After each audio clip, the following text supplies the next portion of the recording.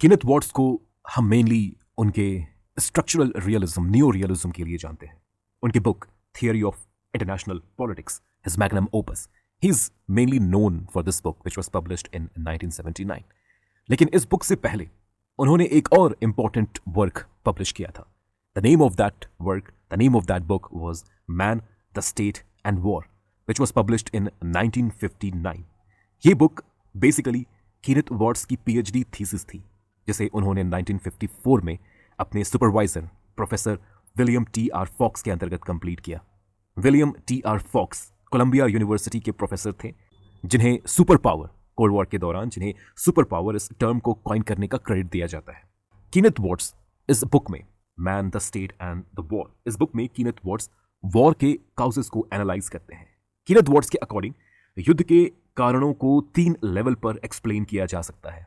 The 3 levels of analysis. This is what was proposed by Kenneth Watts in this book. पहला, the first level.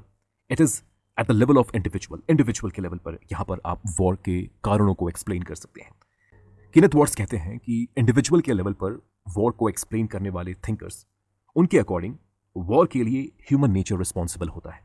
These thinkers, like the classical realist, they adopt a pessimistic view of human nature. They argue that countries fight because countries are controlled by human beings, and human beings are driven by their nature, naturally driven by their nature to fight with each other, to seek power, to pursue power.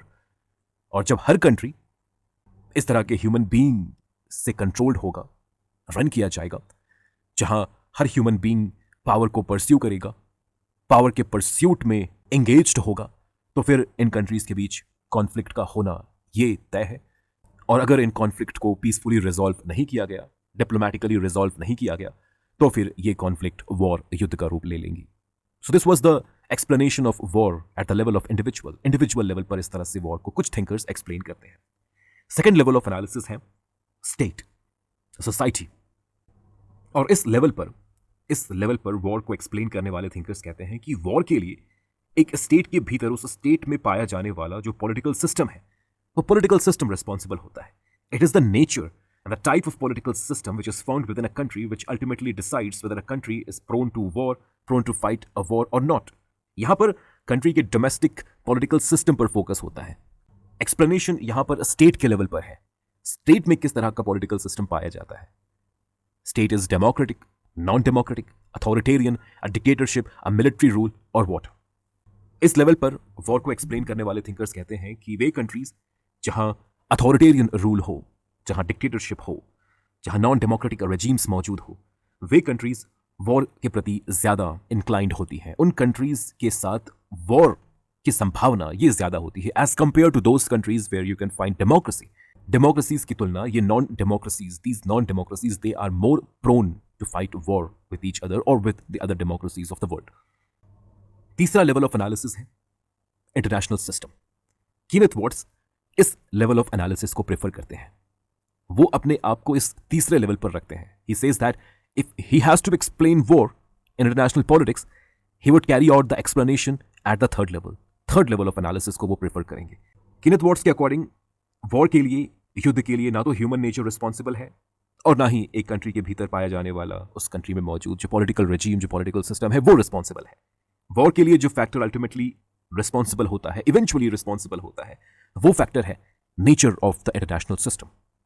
If the nature of the international system is anarchic, अगर international level पर कोई centralised authority नहीं है, a centralized authority which can control and regulate the behavior of the countries of the world, the other states, अगर इस तरह की कोई सेंट्रलाइज्ड अथॉरिटी नहीं है, तो फिर हर कंट्री को सेल्फ हेल्प अप्रोच अपनाना होगा. हर कंट्री को अपने प्रोटेक्शन की जिम्मेदारी खुद लेनी होगी, अपने सर्वाइवल को खुद इंश्योर करना होगा. और अगर प्रोटेक्शन और सर्वाइवल के लिए कंट्रीज को वॉर का सहारा लेना पड़े, तो फिर कंट्रीज वॉर का सहारा भी लेंगी. तो केनेथ वॉट्स के अकॉर्डिंग एक कंट्री दूसरे कंट्री से फाइट करती है, इसलिए नहीं क्योंकि उन कंट्रीज में मौजूद जो लीडर्स हैं वो पावर को लेकर ऑब्सेस्ड होते हैं. They are obsessed with power because of the human nature of those leaders. इस वजह से नहीं. कंट्रीज एक दूसरे से फाइट करती हैं इसलिए भी नहीं क्योंकि उनके पॉलिटिकल रेजीम्स अलग अलग होते हैं. एक डेमोक्रेसी है, दूसरा नॉन डेमोक्रेसी, अथॉरिटेरियन है. This is also not the exact reason.